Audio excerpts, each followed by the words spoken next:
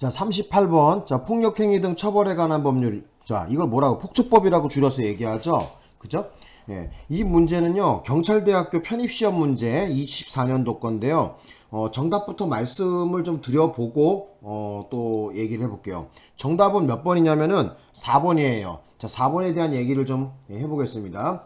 4번에 보면은 문제를 읽어볼게요. 폭력행위 등 처벌에 관한 법률 에서 말하는 범죄를 목적으로 하는 단체에 해당하기 위해서는 그 단체를 주도하거나 내부 질서를 유지하는 최소한의 통솔체계가 갖추어져 있어야 하고, 뭐 여기까지는 큰 문제 없어 보여. 자, 여기가 중요합니다. 구성 또는 가입에 관하여 단체의 명칭이나 강령이 명확하게 존재할 것이 필요하다는데, 뒷부분이 지금 틀렸죠, 그죠? 자, 폭처법에서 말하는 바로 이 단체라는 거 있잖아요. 거기서 뭐 단체의 명칭이라든지 강령 같은 것은 명확하게 존재할 필요는 없습니다. 어쨌든 떼거지로 몰려다니면서 범죄를 목적으로 결성한 어떤 단체, 모임 이런 걸 전부 다 처벌하는 규정이거든요, 이게요. 예, 그래서 아셔야 될 것은 뭐냐면은 뭐 단체의 명칭 같은 건 필요 없어요. 뭐 예를 들면은 뭐 수원 남문파, 뭐 월드컵파, 뭐 이런 거 있잖아요. 뭐 무슨 전주 오거리파, 뭐 어쨌든 이름 붙이는 거 있잖아요. 그죠? 뭐 쌍문동파다, 뭐 아니면 뭐 저기 뭐 그런 거 있잖아요. 그 동네 이름 붙여갖고 하는 거. 예. 무슨 뭐 천안파다 뭐 이렇게 얘기하는 뭐 이런 어쨌든 이런 이름을 붙여서 명칭 같은 거는 중요한 게 아닙니다. 그래서 뭐 강령도 뭐 명확하게 존재할 필요도 없어요. 어쨌든 지휘 통솔 체계를 어느 정도 갖추고 있다고 한다면은 이 폭처법에서 말하는 그 저기 뭐죠? 이 범죄 단체로 봅니다. 여기 보시면요. 지금 우리 폭처법에서 지금 제4조에서 규정하고 있거든요. 그죠? 제4조에서 단체의 구성, 활동 이렇게 나왔는데 일단 범죄를 목적으로 그 저기 사람 뭐예요? 이 사람들이 모인 거 있잖아요. 그죠? 단체를 구성하게 되면은 일단 수괴, 제일 우두머리란 얘기입니다. 그죠? 자, 머리 숫자를 써 갖고 제일 우두머리는 사형 또는 무기 10년 이상의 징역에 해당되는 거고요. 거기 밑에 우리 행동대장이라고 하나요? 이런 간부 같은 경우에는 무기 또는 7년 이상의 징역입니다. 그 다음에 수괴나 간부 외의 사람은 2년 이상의 유기징역. 쉽게 얘기하면 우리가 똘만이라 그러죠. 그 밑에 꼬봉 같은 사람들. 이런 사람들은 2년 이상의 유기징역이에요. 그래서 어쨌든 지금 현재 단계에 따라서 각 맡은 활동에 대해서 가장 우두머리 같은 경우에는 사형 무기 또는 10년 이상의 징역이라는 거, 간부 같은 경우에는 7년 이상의 유기징역, 그 외의 사람 같은 경우에는 어쩐다는 거야? 2년 이상의 유기징역이다. 그래서 그 사람들이 맡은 책임의 어떤 그 범죄 단체의 어떤 책임의 그런 역할에 따라서 등급을 나누고 있다는 거, 처벌의 등급을 나누고 있다는 거죠. 그래서 근데 여기서 지금 4번에 보시다시피 뭐 여기서 나와 있는 거 폭처법에서는 뭐 단체의 명칭이라든지 강령 같은 것은 명확하게 존재할 필요가 없습니다. 필요하다 이렇게 나왔는데 필요하지 않다 X 이렇게 거주시면 되겠습니다. 정답 4번으로 하시면 되고요. 나머지 정답이 되지 않은 것도 보겠습니다. 빨리 볼게요. 자, 동그라미 1번서부터 한번 봅시다. 동그라미 1번에 보시면은 폭력행위 등 처벌에 관한 법률이요. 3조 사항. 자, 이 법률을 위반하여 2회 이상의 징역형, 자, 2회의 동그라미, 2회 이상을 징역형을 받은 사람이 다시 소정의 죄를 범해서 누범으로 처벌하는 경우에 가중처벌하고 있는데, 자, 이 경우에 어쩐다는 거야? 자, 형법 제35조의 누범 가중에 규정을 적용할 수 있다 이 얘기죠. 그죠? 맞는 얘기죠. 예. 되셨고, 자, 그 다음에 이제 동그라미 2번 얘기를 좀 해보자. 요거는 이제 판례에서 판시한 내용의 판례 원문을 그대로 갖다 적은 거거든요. 그러니까 폭처법에서 말하는, 자, 이 범죄 있잖아요. 규정된 범죄를 목적으로 하는 단체 구성원으로 활동하는 행위를 처벌하도록 규정하고 있는데, 여기서 말하는 범죄단체의 구성원으로서의 활동이란, 자, 깨끗하게 해보자, 이거. 일단 폭처법에서 말하는 그 활동이 있잖아요. 그죠? 범죄단체의 활동. 그 활동이라는 건 뭐냐면은 내부 규율 및 통솔 체계에 따른 조직적, 집단적 의사결정에 기초해서 자, 그 범죄단체가 존속하거나 유지를 지향하는 어떤 적극적인 어떤 행위를 얘기하는 거예요. 그 예를 들어 갖고 뭐예요? 뭐 그 행동 강령이 뭐 있는데 거기에를 위반한 뭐 행동대원들이 있다 이러면은 뭐 예를 들어서 뭐 후드리게 패든다든지 뭐 거기에 애들을 갖다가 뭐 겁박을 가한다든지 뭐 이런 활동들이 있잖아요. 적극적인 어떤 행위들 아니면 뭐 조직 단체가 존속하도록 어떤 돈을 수금을 하러 댕긴다든지 그죠? 뭐 이러한 행위들이 있잖아요. 돈을 모금을 한다든지 이런 걸 전부 다 뭐 폭처법에서 말하는 범죄단체의 활동이라고 얘기할 수가 있습니다. 되셨나요?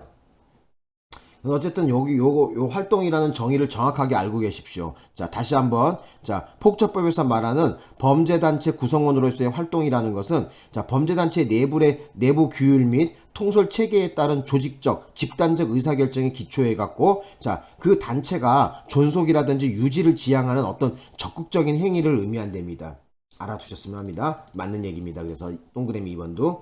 자, 그 다음에 이제 3번에 대한 얘기 좀 해보자. 자, 3번. 수인이 범죄단체의 배후에서 일체의 조직활동을 지휘하는 역할과 그 전면에서 단체의 구성원의 통솔을 담당하는 역할을 분담하고 있는 경우가 있죠. 예를 들면은 전국적인 깡패 조직이야. 건달 조직이야. 근데 여러 명이 있겠죠. 그죠? 중간 보스 같은 사람들이 여러 명이 있겠죠. 자, 그런 경우에 그대는 수원을 담당하시오. 그대는 인천을 담당하시오. 그대는 대구를 담당하시오. 어떤 이런 각 지역마다 어쨌든 오야봉이 있을 거 아니에요. 그죠? 우두머리들이. 자, 이런 경우에 여기 어떻게 나왔냐면 양자 모두 폭처법에 말하는 범죄단체의 수괴로 인정될 수 있다. 그렇죠. 그래서 꼭 무슨 최고 우두머리가 아니더라도 각 지역에 그죠? 각 지역에 각 파트장이라고 해야 되나요? 이런 통솔 체계를 갖추면서 파트장 역할을 하는 그죠? 지휘의 역할을 하고 있다고 한다면은 그 역시 뭐예요? 바로 수괴로 인정될 수가 있습니다. 한마디로 얘기해서 그 애들이 좀 보면은 이게 조폭 같은 거 되게 영화에서 멋있게 막 미화해서 나오는데 이런 것에 가입돼 있거나 아니면 관련돼 있다고 한다면은 인생 조지는 거야. 그냥 한마디로 자랑 삼아 무슨 자기 조폭이 아는 사람이 있다든지 그 관련자가 있다고 하면서 떠들어대는 유튜브 같은 거 보면 떠들어대는 사람들이 있는데 만약에 거기에 어떤 사건이 연루되어 있다고 한다면은 끝까지 추적해갖고 이런 사람들 그 범죄단체에 가입됐다는 이유만으로 전부 다 어떻게 돼요? 처벌을 받습니다. 아까 보셨겠지만은 자, 형량을 다시 한번 볼까요? 자, 여기서 보시면 수괴하고 간부는 그렇다고 쳐도 그죠? 빡세게 여기 7년 이상 10년 이상 나온다고 하지만 그 개똥도 아닌 이런 사람들이 있죠. 수괴나 간부 외의 사람도 괜히 거기서 깝죽대면 어떻게 되는 거예요? 2년 이상의 유기징역에 처할 수가 있습니다. 그래서 괜히 그런 거 누구 어느 파에 누구 안다는 둥 그런 얘기 함부로 찌끄리고 다니는 거 아니죠. 그죠? 자, 그러면 보겠습니다. 또 어쨌든 이렇게 보시면 될 것 같고 이제 4번은 됐고 이제 5번 얘기 좀 해봅시다. 이제 5번 얘기. 폭력행위 등 처벌에 관한 법률은 정당한 이유 없이 이 법에 규정된 범죄에 공용될 우려가 있는 거. 자, 공용될 우려가 있는 흉기라든지 그런 위험한 물건 같은 거 있잖아요. 자, 여기에 대해서 얘기 좀 해볼게요. 예를 들어 지금 현재 우리가 조폭들 또는 깡패 같은 놈들 있잖아요. 그런 애들 보면은 무슨 칼이라든지 아니면은 무슨 일본도 같은 거 정글도 일본도 이런 거 무시무시한 칼 같은 거 들고 다니고 총도 갖고 다니고 하잖아요. 자, 그런 애들 자, 그런 위험한 흉기나 그런 위험한 물건들이 있잖아요. 이런 것을 휴대하거나 또는 제공하거나 또는 그런 것을 알선하는 무기 같은 걸 알선하는 사람들 있잖아요. 이런 것을 지금 처벌하는 규정이 지금 폭처법에 있거든요. 자, 그래서 여기 보시면은 이 법에서 규정된 범죄란 자, 폭력행위 등 처벌에 관한 법률에 규정된 범죄만을 의미한다 해갖고 너무 이것을 광범위하게 인정하면은 칼이나 이런 거 있잖아요. 이런 영화 찍기 위해서 만들어 놓은 이런 물건 같은 것까지도 다 처벌하게 되는 결과가 발생하니까 여기서 지금 말하는 거 폭처법에서 말하는 지금 이 규정된 범죄라는 것은 지금 폭력행위 등 처벌에 관한 법률 바로 폭처법에서 말하는 이런 규정된 범죄만을 의미합니다. 그래서 만자가 들어갔다 해갖고 시험장에서 여러분들이 마음고생을 많이 하셨을 것 같은데 맞습니다. 어쨌든 폭처법에서 규정하고 있는 범죄만을 의미하게 됩니다. 그래서 꼭 아셔야 되는 것이 폭처법에서 말하는 바로 그 무기 같은 거 있잖아요. 그죠?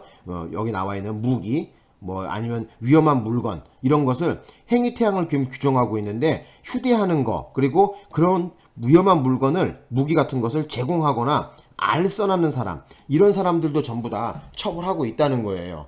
그러니까 혹시라도 행여라도 이런 위험한 물건, 제공, 알선, 이런 거, 이런 행위 휴대하는 거, 이런 거 전부 다, 그죠? 처벌한다는 거야. 그죠?